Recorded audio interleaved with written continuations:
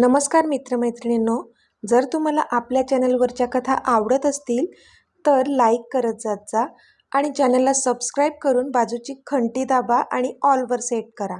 म्हणजे जेव्हा जेव्हा मी नवीन व्हिडिओ किंवा कोणतीही नवीन पोस्ट अपलोड करेन तेव्हा ती सगळ्यात आधी तुमच्यापर्यंत पोहोचेल.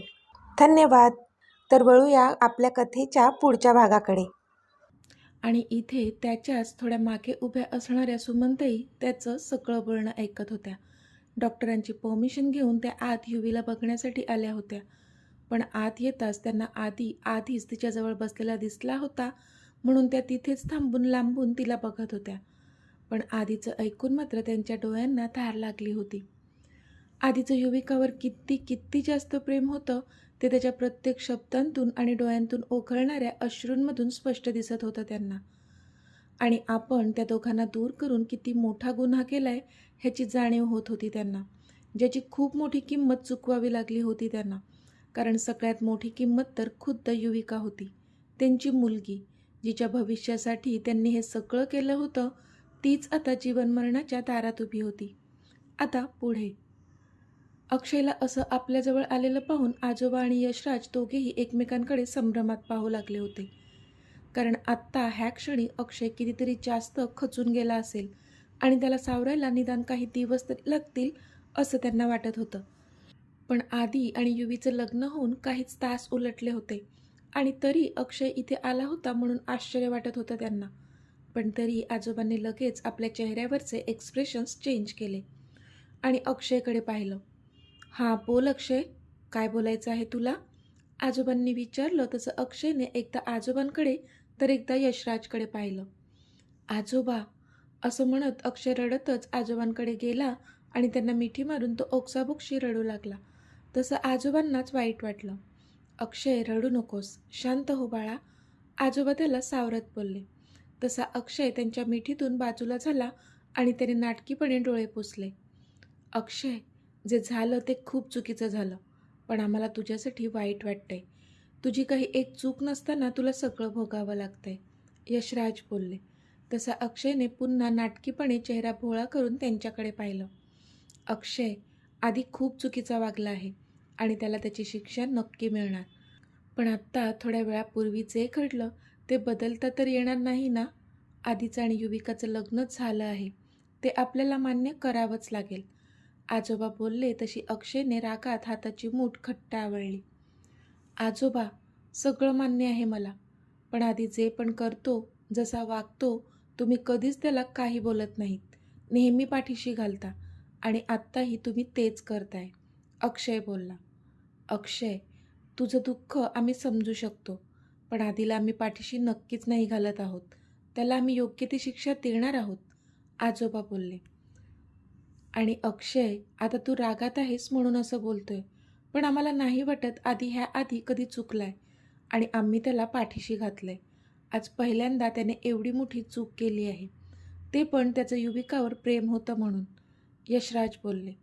त्यांना पण अक्षयचा रागच आला होता.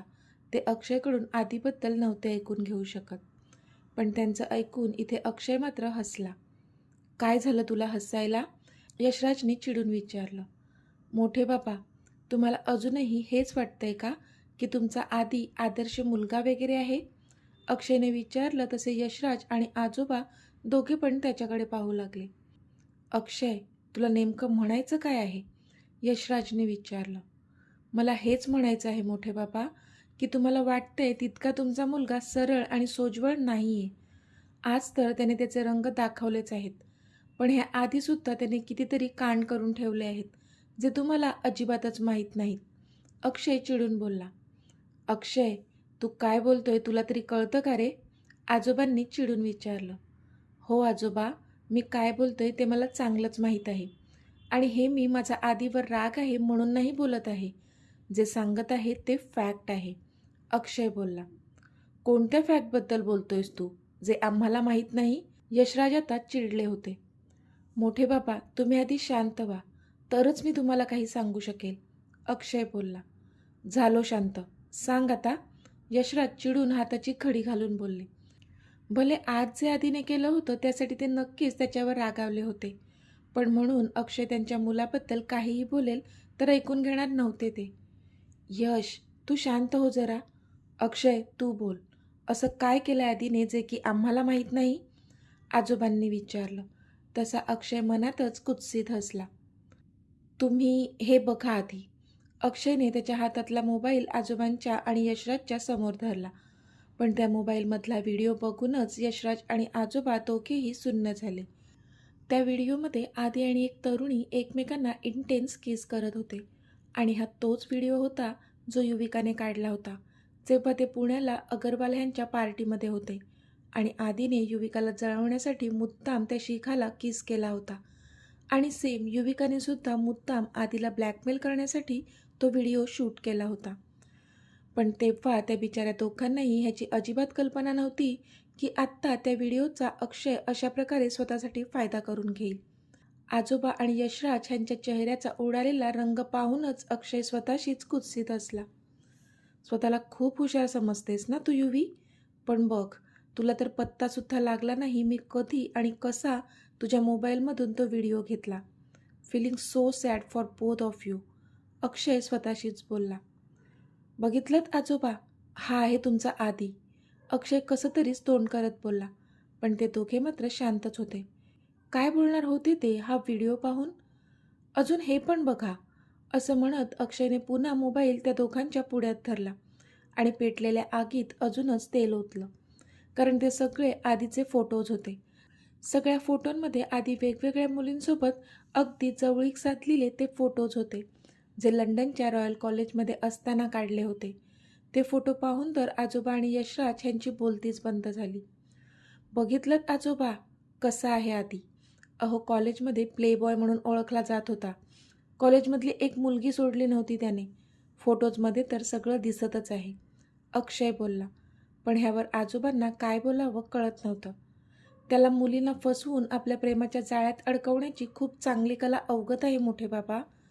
म्हणून तर युविकाला सुद्धा त्याने त्याच्या गोड गोड बाता सुनावून आपल्या प्रेमाच्या जाळ्यात अडकवलं आणि आज तिच्याशी लग्न करून इनामदारांची इज्जत घालवली. अक्षय बोलला. पण हे ऐकून यशराज मात्र खाली बसून पडले. आधी असा वागू शकतो वाटलं नव्हतं. आजोबा पण सुन्न झाले होते आणि इथे अक्षयच्या ओठांवर एक मोठी स्माईल आली होती. त्याला जे हवं होतं तसंच घडत होतं. पण अजून मोठा वार करायचा तर बाकी होता आणि तो वार करणार होता. हे तर काहीच नाही आजोबा. पुढचं ऐकाल तर तुमच्या पायाखालची जमीनच सरकेल. इनामदारांची इज्जत कशी घालवली आहे ना आधीने, ते ऐकून तर मलाच कुठे जाऊन जीव देऊ की काय असं वाटलं होतं. अक्षय बोलला तसे ते दोघे पुन्हा त्याच्याकडे पाहू लागले. ह्याच्यापेक्षा वर्स्ट अजून काय केलं आहे आधीने, ज्याने इनामदारांची इज्जत केली आहे? आजोबा चिडून बोलले. आहे आजोबा, ह्याच्यापेक्षा कैक पटीने वर्स्ट आहे जे कृत्य तुमच्या आधीने केलं आहे. अक्षय बोलला. असं काय केलं आहे आधीने? यशराजना आता खांब फुटला होता. घाबरतच विचारलं त्यांनी. रेप केला आहे आधीने एका मुलीवर मोठे बाबा. अक्षय बोलला पण त्याला काही कळायच्या आधीच सटाक. यशराज ह्यांचा वजनदार हात त्याच्या गालावर येऊन पडला होता आणि आता अक्षय गाल चोळत त्यांच्याकडे रागात पाहत होता. पण त्याच्या रागापेक्षा कितीतरी जास्त राग आता यशराज ह्यांच्या चेहऱ्यावर होता. How dare you speak such dirty words about my son. Yashraj चिडून बोलले. यश, शांत हो. आजोबांनी यशराजना पकडलं. कसा शांत होऊ मी बाबा? हा मूर्ख मुलगा आधीवर असणाऱ्या रागापायी काहीही बोलतोय. त्याने दाखवलेला व्हिडिओ, फोटोज खरे असतीलही कदाचित. पण रेप? नो. आधी अभिमान आहे माझा. तो असं काही करणं अशक्य आहे. यशराज बोलले. ते भयंकर चिडले होते आणि अक्षय मात्र रागाने यशराजकडे पाहत होता. कारण सणसणीची पडली होती त्याला. अक्षय, हे सगळं बोलताना काहीच वाटत नाही का तुला? तुझ्याच भावावर हे असे घाणेरडे आरोप लावून काय मिळणार आहे तुला? आजोबा पण आता चिडले होते. आजोबा, मोठे बाबा, मी जे बोलतोय ते खरं बोलतोय. तुम्ही मला मारलं किंवा माझा जीव जरी घेतला तरी जे खरं आहे ते बदलणार नाही. तुम्हाला माहीत आहे, आधीने त्याचं MBAचं शेवटचं वर्ष दुसऱ्या कॉलेजमधून केलेलं. ते त्याने स्वतःच्या मर्जीने नव्हतं केलं, तर रॉयल कॉलेजमधून त्याला रेस्ट्रिगेट केलं होतं.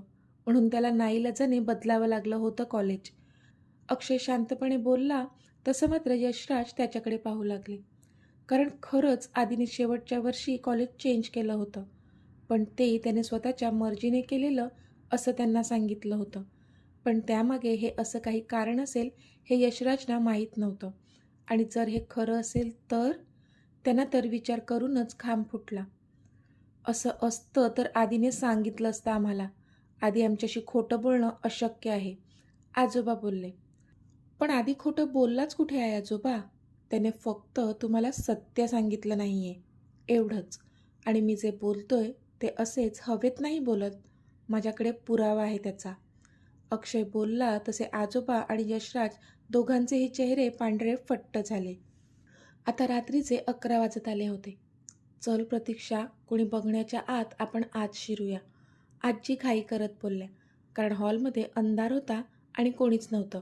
त्यामुळे पटकन आपण आत जाऊ असा विचार केला त्यांनी आणि प्रतीक्षांचा हात पकडून आत शिरल्या त्या. पण इतक्यात, शांती, तिथेच थांब. आजोबांचा खणखणीत आवाज आला आणि सगळ्या लाईट्स एकत्रच चालू झाल्या. तसं आजीने डोळ्यांवर हात ठेवला, कारण प्रखर उजेड त्यांच्या डोळ्यावर येत होता. पण जसा त्यांनी डोळ्यांवरचा हात काढला, समोर आजोबांना पाहूनच भीतीने एक औंढा गिळला. त्या दोघीही घाबरून एकमेकींकडे पाहू लागल्या. अहो, मी ते, आजी बोलतच होत्या की तुम्ही दोघी हॉस्पिटलमध्ये गेल्या होत्या? आजोबांनी धारदार नजरेने विचारलं. तसा दोघींनी भीतीने एक औंढा गिळला. मी काय विचारतोय? तुम्ही हॉस्पिटलमध्ये गेल्या होत्या का? आजोबा जोरातच ओरडले. तशा मात्र त्या दोघी घाबरल्या आणि त्यांनी होमध्ये मान हलवली. का? त्या मुलीने आणि तुमच्या लाडक्या नातवाने आपल्याला कुठे तोंड दाखवायला जागा ठेवली नाही आहे, तरी तुम्हाला त्यांचा इतका पुळका का आलाय? आजोबा गरजले. अहो, तुम्ही आता रागात आहात, पण माझं एकदा ऐकून तरी घ्या, आजी तरी हिंमत करून बोलल्या. शांती, बास झालं. तेवढं पुरेसं नव्हतं का जे तुम्ही दोघी हॉस्पिटलमध्ये सुद्धा गेल्या? काहीच वाटत नाही का तुम्हाला? आजोबांनी विचारलं. अहो, युविका विष प्यायली आहे, तिची प्रकृती नाजूक आहे, आजी बोलल्या. पण आजोबांना मात्र ते ऐकून धक्काच बसला. काय? त्यांनी आश्चर्याने विचारलं. हो, म्हणूनच आम्ही इतका वेळ थांबलो होतो. आणि आधी तर, आजी बोलतच होत्या की बास, आज जो तमाशा झाला तो पुरेसा नव्हता, म्हणून आत्ता मला हे देखील ऐकायला मिळतंय. अजून इनामदाराच्या अब्रूची किती लक्तरे निघणार आहेत कोण जाणे, आजोबा चिडून बोलले. पण बाबा आधी, आता प्रतीक्षा बोलतच होत्या की प्रतीक्षा, तू तुझ्या खोलीत जा. तुला नाही वाटत का की आज जे जे आधीमुळे घडलं त्यानंतर यशला किती जास्त त्रास झाला असेल? आणि ह्यावेळी त्याला सगळ्यात जास्त तुझी गरज आहे. म्हणून सांगतोय, स्वतःच्या मुलाला पाठीशी घालणं सोड आणि आधी यशला सांभाळ. आजोबा बोलले. तसं प्रतीक्षांच्या डोळ्यात पाणी चाललं. कारण खरंच तर बोलत होते ते. आत्ता ह्या क्षणी खरंच यशराजना त्यांची गरज होती. पण आपण मात्र आधीकडे होतो इतका वेळ. हो बाबा, प्रतीक्षा डोळ्यांतले अश्रू अडवत बोलली आणि पळतच त्यांच्या रूममध्ये गेली. तसं आता आजोबांनी आजीकडे पाहिलं. अहो, आजी काकुळतीला येत बोलल्या. बास शांती, मी नेहमी तुझ्या प्रत्येक निर्णयात तुला साथ दिली आहे, पण आज नाही. आज तू खूप चुकीची वागली आहे. आजी, इनामदारांची अब्रू गेली आहे ना, त्यामध्ये आधीसोबत तू सुद्धा तेवढीच वाटेकरी आहेस. तू त्याला समजावण्याचं सोडून त्याच्या चुकीच्या वागण्यात त्याला साथ दिलीस. आजोबा नकारार्थी मान हलवत बोलले. अहो, पण माझं ऐकून तरी घ्या, आजी बोलल्या. नाही शांती, मला आता काहीच ऐकायचं नाही आहे. ज्याने चूक केली आहे त्याला शिक्षा मिळणारच. आणि तुझ्यासाठी शिक्षा हीच आहे की ह्यापुढे तू माझ्याशी एक शब्द देखील बोलायचं नाहीस. आजोबा बोलले. पण ते ऐकून आजी मात्र सुन्न झाल्या. अहो, हे हे काय बोलताय तुम्ही? प्लीज माझं ऐकून तरी घ्या, आजी रडकुंडीला येत बोलल्या. पण आजोबा मात्र थांबलेच नाहीत. ते सरळ त्यांच्या रूममध्ये निघून गेले आणि आजी मात्र त्यांच्याकडे पाहतच राहिल्या, भरल्या डोळ्यांनी. इथे सुमनताई त्या ICU वॉर्डमधून निघून बाहेर आल्या होत्या आणि तोंडावर हात ठेवून ओक्साबोक्शी रडत होत्या. आई, काय झालं? मिहिकाने काळजीने विचारलं. तशी सुमनताईंनी रडतच तिला घट्ट मिठी मारली. मी चुकले, खूप चुकले. आज माझ्यामुळेच माझी युवी ह्या अवस्थेत आहे, सुमनताई रडून बोलल्या. परी आणि रियांश दोघेही त्यांच्याकडेच पाहत होते. आई तू शांत हो, काही होणार नाही ताईला, मिहू बोलली. मिहू, मी वयाने आणि अनुभवाने तुमच्यापेक्षा मोठी आहे, म्हणून मी युवीला समजावत होते. पण कधीकधी अनुभव पण चुकीचा ठरत असतो, सुमनताई बोलल्या. आई मी काही समजले नाही, मिहूने न समजून विचारलं. मिहू, तुझ्या ताईची निवड योग्यच होती आणि योग्यच आहे. आज खऱ्या प्रेमापुढे मी सपशेल हरली आहे. आदित्यपेक्षा बेटर जोडीदार तिला मिळूच शकत नाही. त्याचं खूप जास्त प्रेम आहे तिच्यावर. त्याच्यापेक्षा जास्त प्रेम तिच्यावर कोणीच करू शकत नाही आणि युवी पण फक्त त्याच्यासोबतच खुश राहू शकते. सुमनताई बोलल्या तशी मिहूच्या आणि इथे परी आणि रियांच्या देखील चेहऱ्यावर स्माईल आली. खरंच आई? मिहूने आनंदाने विचारलं. हो, मी त्यांना वेगळं करण्याचा जो गुन्हा केला आहे त्यासाठी मला खूप पश्चाताप होतोय. वेळीच मला का नाही हे सगळं फील झालं काय माहीत, किंवा कदाचित मी स्वतःच्याच डोळ्यांनी हे बघून पण दुर्लक्ष करत होते. सुमनताई खाली मान घालून बोलल्या. आंटी तुम्ही स्वतःला दोष देऊ नका, परी बोलली. परी, दोष तर माझा आहे आणि त्याची हात जोडून माफी मी त्या दोघांकडे मागणारच आहे. आय होप ते मला माफ करतील, सुमनताई रडवेल्या स्वरात बोलल्या. आंटी, कोणतीही आई आपल्या मुलीच्या सुखाचाच विचार करत असते. तुम्हीसुद्धा तोच केला, पण वेळीच तुम्हाला चुकीची जाणीव झाली हे महत्त्वाचं. तुम्ही नका स्वतःला दोष देऊ. रियांश पण बोलला तशा मात्र सुमनताई शांत झाल्या. आता रात्रीचे 2 वाजत आले होते. डॉक्टरांनी सांगितल्याप्रमाणे युविकाला 8 तासांच्या आत शुद्ध यायला हवी, तरच तिची तब्येत उत्तम असेल. पण तिने मात्र अजून काहीच हालचाल केली नव्हती. आधी वारंवार घड्याळाकडे बघत होता, कारण आता 8 तास पूर्ण व्हायला अजून 1च तास बाकी होता आणि क्षणाक्षणाला त्याची बेचैनी वाढत होती, कारण अजूनही युवीला शुद्ध काही आलीच नव्हती. युवी, बास ना आता, अजून किती वेळ हात धरून ठेवशील माझा? आदीने हसून विचारलं. युवी आणि आदी एका गार्डनमध्ये बसले होते. युवी दोन्ही पाय सरळ करून बसली होती आणि आदी तिच्या मांडीवर डोकं ठेवून झोपला होता.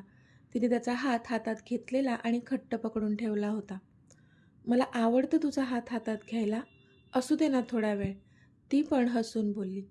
तसा मग तो पण काही नाही बोलला. आदी, पुढच्या आठवड्यात आपलं लग्न आहे, कसं वाटतंय? युवीने आनंदाने विचारलं. तुला खरं सांगू का, मला ना आता अजिबातच धीर धरवत नाही आहे पुढच्या आठवड्यापर्यंत.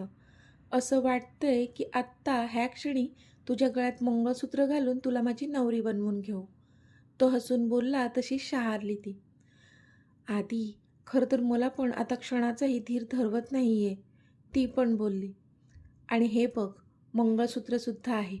तो त्याच्या खिशातून एक छोटी डब्बी काढून तिला दाखवत बोलला. अरे, मंगळसूत्र तुझ्याकडे कसं काय? तिने विचारलं. मॉमने येताना ज्वेलरकडून आणायला सांगितलं होतं, तिथून घेऊन आलोय. तो बोलला तशी तिच्या डोळ्यात एक चमक आली. आदी, मग घाल ना हे मंगळसूत्र माझ्या गळ्यात आणि मला कायमची बनवून टाक तुझी, ती बोलली तसा तो तिच्याकडे पाहतच राहिला. आत्ता? त्याने आश्चर्याने विचारलं. हो आत्ता, प्लीज, ती बोलली. युवी, अगं मी मस्करी करत होतो, आत्ता कसं? त्याने विचारलं. काही नाही होत ना, घाल ना प्लीज, ती क्यूट फेस करून बोलली. युवी, आर यू सिरियस? त्याने विचारलं. Yes my love, I am dam serious, ती बोलली. ओके, तो हसून बोलला आणि त्याने त्या डबीमधलं ते छोटं मंगळसूत्र काढलं आणि हातात घेतलं. हळूहळू तिच्यावर झुकत त्याने ते तिच्या गळ्यात घातलं आणि मागचं हूक लावलं. तसे तिने डोळे कच्च मिटले.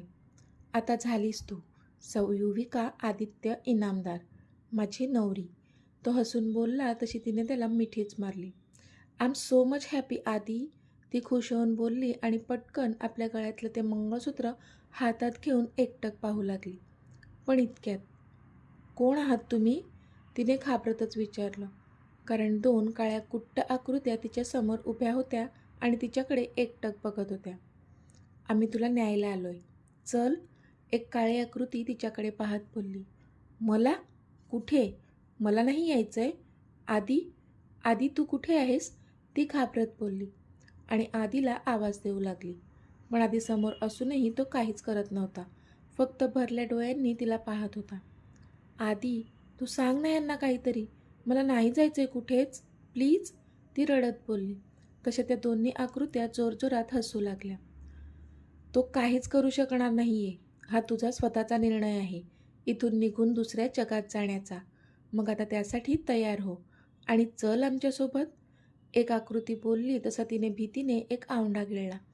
कारण तिला आठवलं होतं की आपण विष प्यायलोय आणि ह्या जगातून जाण्याचा निर्णय आपणच घेतलाय. हे बघा, मी चुकले, मला माफ करा, माझा निर्णय चुकीचा होता. पण आत्ता मला इथून नाही जायचं आहे. हे बघा, माझं लग्न झालं आहे, माझ्या आधीशी लग्न झालं आहे माझं. प्लीज मला सोडून द्या, मला माझ्या आधीसोबत जगायचं आहे. ती तिच्या गळ्यातलं मंगळसूत्र त्यांना दाखवत खूपच दयावया करत बोलली. पण त्याचा त्या दोन्ही आकृतींवर काहीच परिणाम झाला नाही. त्या फक्त तिच्याकडे पाहून मोठमोठ्याने हसू लागल्या आणि त्यांनी दोघांनी तिला तिच्या एकेका हाताला पकडून उठवलं. चल, ते दोघे बोलले आणि तिला तिथून खेचून घेऊन जाऊ लागले. नाही, सोडा मला, आधी प्लीज मला वाचव, आधी, ती जोराने ओरडत होती. समोर आधी डोळ्यात अश्रू घेऊन एकटक तिच्याकडे पाहत होता, पण करू काहीच शकत नव्हता. जणू त्याचे पाय एका बेडीत अडकून पडले असावे. त्याच्या तोंडून शब्द पण फुटत नव्हते. आणि आत्ता ते दोघेजण तिला इतक्या फास्ट तिथून घेऊन गेले की आधी तिच्यापासून दूर दूर होत गेला आणि तिच्या डोळ्यांसमोर पूर्ण अंधार पसरला. आधी, ती जोरातच ओरडली आणि बेडवर उठून बसली. तशी इथे तिच्याजवळ बसलेल्या आधीच्या मात्र ओठांवर स्माईल आली आणि डोळ्यांतून अश्रू वाहू लागले.